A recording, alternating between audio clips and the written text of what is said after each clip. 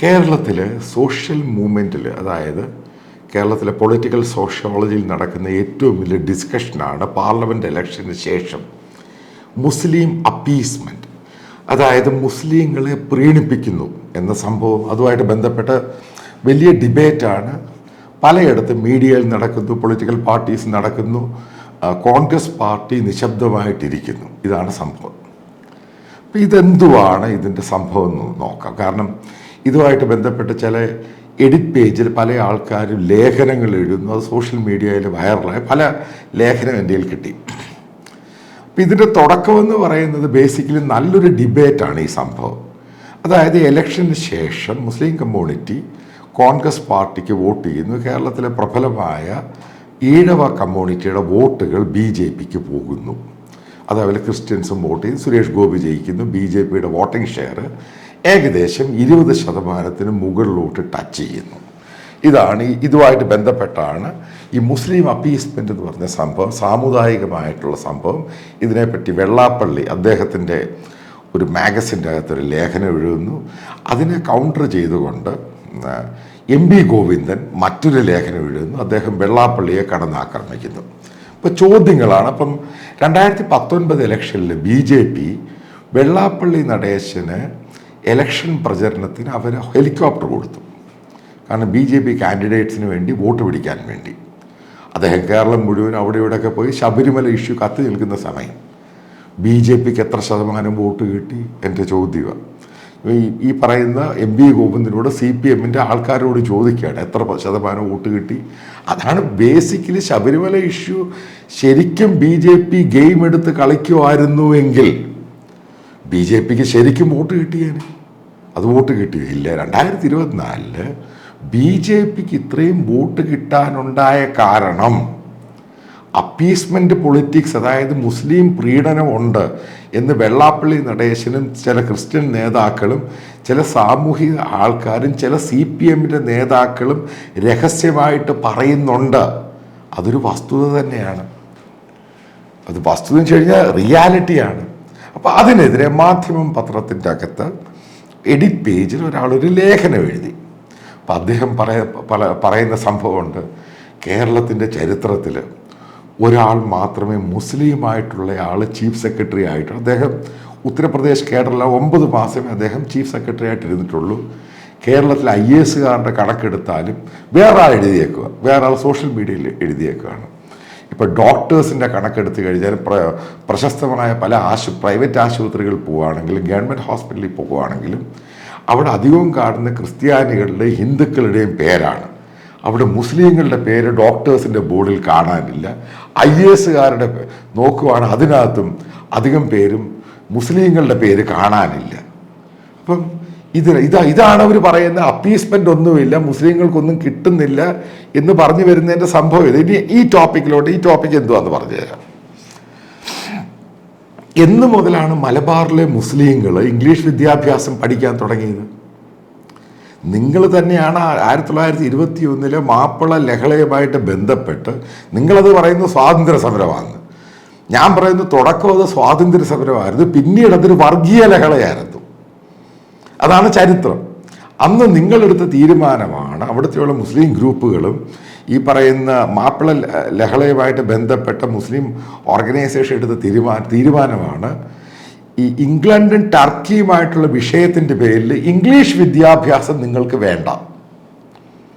English വിദ്യാഭ്യാസത്തെ മലബാറിൽ നിന്ന് ഓടിച്ചു കളഞ്ഞവരാണ് നിങ്ങൾ. അല്ലായിരുന്നുവെങ്കിൽ ആലോചിച്ച് നോക്കുക, ആ സന്ദർഭത്തിൽ തന്നെ പലയധികം മിഷണറിമാരും സ്വാതന്ത്ര്യത്തിന് ശേഷമെല്ലാം തന്നെ മലബാറിൽ ഇംഗ്ലീഷ് വിദ്യാഭ്യാസവും കൊടുക്കുവാൻ തയ്യാറായിട്ട് വന്നിരുന്നു. പക്ഷെ നിങ്ങൾക്ക് വേണ്ട, നിങ്ങൾ അറബി മലയാളം എന്ന് പറഞ്ഞ സംഭവം നിങ്ങൾ പഠിക്കാൻ പോയി. അതിനിവിടുത്തെ പൊതുസമൂഹത്തെയും ഗവൺമെൻറ്റിനെയും തെറി പറഞ്ഞിട്ട് കാര്യമുണ്ടോ? നിങ്ങൾക്കത് വേണ്ട എന്നും ഇംഗ്ലീഷ് വിദ്യാഭ്യാസം വേണ്ട, നിങ്ങൾ അറബി മലയാളം പഠിച്ചോളാം എന്നും പറഞ്ഞുകൊണ്ടിരുന്നു. അതാണ് പ്രധാനപ്പെട്ടൊരു കാരണം അങ്ങോട്ട് വിദ്യാഭ്യാസം കയറാതിരിക്കാനും നിങ്ങൾ അണ്ടർ ഡെവലപ്ഡ് ആയിട്ട് പോകുന്നതിന് കാരണം അതായിരുന്നു. പിന്നീട് നിങ്ങൾക്കാണ് തോന്നലുണ്ടായത്, ഗൾഫിൽ മുസ്ലിങ്ങളായിട്ടുള്ളവർ ജോലി ചെയ്യാൻ പോയപ്പോൾ നിങ്ങളുടെ മേലധികാരികളായിട്ട് വന്ന് സൗത്ത് കേരളയിലുള്ളവർ നിങ്ങളുടെ മാനേജർമാരും അസിസ്റ്റന്റ് മാനേജറുമായിട്ട് വന്നു കഴിഞ്ഞപ്പോൾ അപ്പോഴാണ് നിൻ്റെയൊക്കെ തലയ്ക്ക് ബോധം വന്നത് ഇംഗ്ലീഷ് വിദ്യാഭ്യാസം ഉള്ളത് കൊണ്ടാണ് അവൻ മാനേജരും അസിസ്റ്റന്റ് മാനേജരും ആയത്. അതില്ലാത്തതിൻ്റെ പേരിലാണ് ഏറ്റവും മോശമായ കല്ല് പൊക്കാനും തൊഴിക്കാനും ഇങ്ങനെയുള്ള ജോലികൾ നിങ്ങൾ ചെയ്യേണ്ടി വന്നത്. ഇതാണ് പ്രധാനപ്പെട്ട കാരണം. അതിൻ്റെ പേരിൽ അവിടെ പോയവർ നിങ്ങളുടെ മക്കളെ ഇംഗ്ലീഷ് സ്കൂളുകളിൽ വിട്ട് പഠിപ്പിക്കാൻ തുടങ്ങി. അതായത് നിന്റെ മതത്തിൻ്റെയും നിൻ്റെയും തലയ്ക്കകത്ത് കയറിയ ബോധമാണ് ഇതിൻ്റെ ഏറ്റവും വലിയ ഇഷ്യൂ. അതാണ് ഇഷ്യൂ. സ്ത്രീകൾക്ക് വിദ്യാഭ്യാസം കൊടുക്കണ്ട എന്ന് പറഞ്ഞ കേരള ഗവൺമെൻറ്, ഇന്ത്യ ഗവൺമെൻറ്റോ കേരളത്തിലെ പൊതുസമൂഹമാണ്. അല്ല, നിങ്ങളുടെ മതം അനുസരിച്ച് നിങ്ങൾ പറഞ്ഞു സ്ത്രീകൾക്ക് വിദ്യാഭ്യാസം കൊടുക്കണ്ട, സ്ത്രീകൾ അടിമയായിട്ട് ജീവിക്കണം. അതുകൊണ്ട് മലബാറിലെ എത്രയോ ശതമാനം സ്ത്രീകൾ വിദ്യാഭ്യാസത്തിന് പോയില്ല, വീട്ടിൽ നിന്ന് പുറത്തിറക്കിയില്ല. അത് നിങ്ങൾ ചെയ്തതല്ലയോ. അതിനുശേഷം ഇപ്പോഴല്ലയോ പുതിയ ജനറേഷൻ വന്നപ്പോഴല്ലയോ അവർക്ക് ഇംഗ്ലീഷ് എഡ്യൂക്കേഷനും സ്ത്രീകൾക്ക് വിദ്യാഭ്യാസം കൊടുക്കാൻ തുടങ്ങിയത്. ഇത് 3ഉം 4ഉം കല്യാണം കഴിച്ചിട്ട് തലാക്കും ചൊല്ലി ഇങ്ങനെ കളിച്ചു കിടന്നു. അപ്പൊ ഈ 4ാം ക്ലാസ്സും മദ്രസ 5ാം ക്ലാസ്സും പഠിച്ചവനെ IAS കാരനും ഡോക്ടറും എഞ്ചിനീയർ ആക്കണം എന്നാണ് നീയൊക്കെ ഇത് പറയുന്നത്. ആ എഡിറ്റോറിയൽ എഴുതുന്നതിനോടാണ് ചോദിക്കുന്നത്. നിങ്ങൾക്ക് എപ്പോഴാണ് ബോധം വന്നത്? ഈ ബോധം വന്നത് കൂടിപ്പോയി കഴിഞ്ഞ് ഒരു 30-35 വർഷമേ ആയിട്ടുള്ളൂ. കാരണം ഗൾഫ് തുടങ്ങിക്കഴിഞ്ഞു കഴിഞ്ഞപ്പോഴാണ് നിങ്ങൾക്ക് ബോധം വീണത്. അതിനുശേഷമാണ് ഇംഗ്ലീഷ് എഡ്യൂക്കേഷൻ ആണെങ്കിലും സ്ത്രീകൾക്ക് വിദ്യാഭ്യാസം കൊടുക്കാനാണെങ്കിലും മലബാറിലെ മുസ്ലിം കമ്മ്യൂണിറ്റി തയ്യാറായത്. കാരണം 21 മുതൽ നിങ്ങൾ പറയുന്നുണ്ട് നിങ്ങൾക്ക് സെപ്പറേറ്റ് സ്റ്റേറ്റ് വേണം, സെപ്പറേറ്റ് ഇസ്ലാം വേണം. ഇതൊക്കെ നിങ്ങളാ പറയുന്നത്. ഇത് കേരളത്തിലെ ജനത ഇതെല്ലാം കണ്ടുകൊണ്ടിരിക്കുക. അവസാനം നിങ്ങൾ പറയാൻ ഞങ്ങൾക്ക് IAS ഉണ്ടായില്ല, ഞങ്ങൾക്ക് ഡോക്ടേഴ്സിനെ കിട്ടിയില്ല, ഞങ്ങൾക്ക് എഞ്ചിനീയേഴ്സിനെ കിട്ടിയില്ല. നിങ്ങൾ മെയിൻ സ്ട്രീമിൽ വരാത്തതിൻ്റെ കാരണം നിങ്ങൾ തന്നെ അടക്കും. നിങ്ങളും നിങ്ങളുടെ മതവും നിങ്ങളെ പഠിപ്പിച്ചു. അതനുസരിച്ച് നിങ്ങൾ മെയിൻ സ്ട്രീമിൽ പോയില്ല. അതിന് മറ്റുള്ളവനെ തെറി വിളിച്ചിട്ട് കാര്യമൊന്നുമില്ല. ഇനി നോക്കുക, സദേൺ ട്രാവൻകൂർ, അതായത് ഞാൻ ഇരിക്കുന്ന ഈ ട്രാവൻകൂർ അതിൻ്റെ ഭാഗത്തോട്ട് പോകാം. അവിടെ എങ്ങനെയാണ് മുസ്ലിങ്ങൾക്ക് വിദ്യാഭ്യാസം കിട്ടിയത്? അവിടെയുള്ള മുസ്ലിങ്ങളും അവിടെയുള്ള ഹിന്ദുക്കളും അവിടെയുള്ള ക്രിസ്ത്യൻസും ഏറ്റവും കൂടുതൽ മുസ്ലിങ്ങൾ സ്കൂളിൽ പോയി പഠിച്ചിരിക്കുന്ന ക്രിസ്ത്യൻ സ്കൂളുകളിലാണ്. ഇപ്പം ഞാൻ എൻ്റെ ഭാഗം എടുക്കാം, എൻ്റെ നാടെടുക്കാം, പത്തനാപുരം.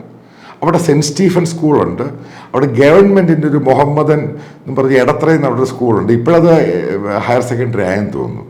പിന്നെ വേറെ 2-3 സ്കൂളുണ്ട്. കലഞ്ഞൂർ സ്കൂളുണ്ട്. പക്ഷെ അവിടെയുള്ള മാതാപിതാക്കൾ മുസ്ലിങ്ങളായിട്ടുള്ളവരെല്ലാവരും അവിടെയുള്ള ഇസ്ലാം മാനേജ്മെൻറ്റിൻ്റെ സ്കൂളിൽ കുട്ടികളെ വിടത്തില്ല. അവർ ക്രിസ്ത്യൻ മാനേജ്മെൻറ്റ് സ്കൂളും അവിടെയുള്ള ഹിന്ദുക്കളും എല്ലാം വിടുന്നത് അങ്ങനെ. ഇതാണ് അവിടെ കണ്ടത്. അവിടെ സെൻറ്റ് മേരീസ് എന്ന് പറഞ്ഞ ICIC സ്കൂൾ ഉണ്ടായി കഴിഞ്ഞപ്പോഴും അവിടെയുള്ള ഈ മുസ്ലിങ്ങളായിട്ടുള്ളവരും വിടുന്നത് അങ്ങോട്ടാണ്. കാരണം അവരുടെ മക്കൾക്ക് ഇംഗ്ലീഷ് വിദ്യാഭ്യാസം കൊടുക്കണം, നല്ല ഇൻസ്റ്റിറ്റ്യൂഷനിൽ പഠിക്കണം. ഒരു കാര്യം പറയാം, ഇപ്പം ഞാൻ പഠിച്ചുകൊണ്ടിരുന്ന സ്കൂളിലാണെങ്കിൽ തന്നെ അവിടെ ഏറ്റവും കൂടുതൽ മാർക്കും ഒക്കെ സ്കോർ ചെയ്യുന്നത് മുസ്ലിം കുട്ടികളാണ്. എന്തുകൊണ്ടാണ് അവർക്ക് കിട്ടി, നിനക്കെന്താ കിട്ടാത്തേ? ഇതൊക്കെ ആലോചിച്ച് നോക്കെ. നിന്റെ കയ്യിലിരിപ്പതിനൊക്കെ കാരണം.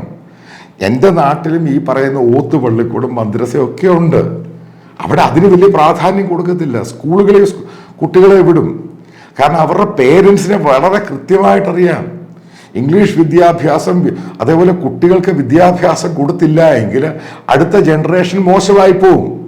നിങ്ങൾ മദ്രസയെന്നും പറഞ്ഞ് കടിച്ചു തൂങ്ങി അവിടെ കിടന്നു, അറബി മലയാളം കടിച്ചു തൂങ്ങി കിടന്നു. പിന്നെങ്ങനെ നിനക്കെങ്ങനെ പിന്നെ IAS കാരനും ഇങ്ങനെ ഹൈ പ്രൊഫൈൽ ജോലിയിലോട്ട് പോകാൻ പറ്റുന്നത്? ഇതാണ് തലയ്ക്കകത്ത് ആദ്യം ബോധം വെക്ക്. അതായത് മതവിദ്യാഭ്യാസം എന്ന് പറയുന്നത് ഒരു രാഷ്ട്രത്തിൻ്റെയും ലോകത്തിൻ്റെയും പുരോഗതിക്ക് അന്ധകാരമാണ് ഈ സാധനം, മതവിദ്യാഭ്യാസം. അത് ക്രിസ്ത്യനാണെങ്കിലും മുസ്ലിം ആണെങ്കിലും ഹിന്ദു എല്ലാം ഒരേപോലെ തന്നെയാണ്.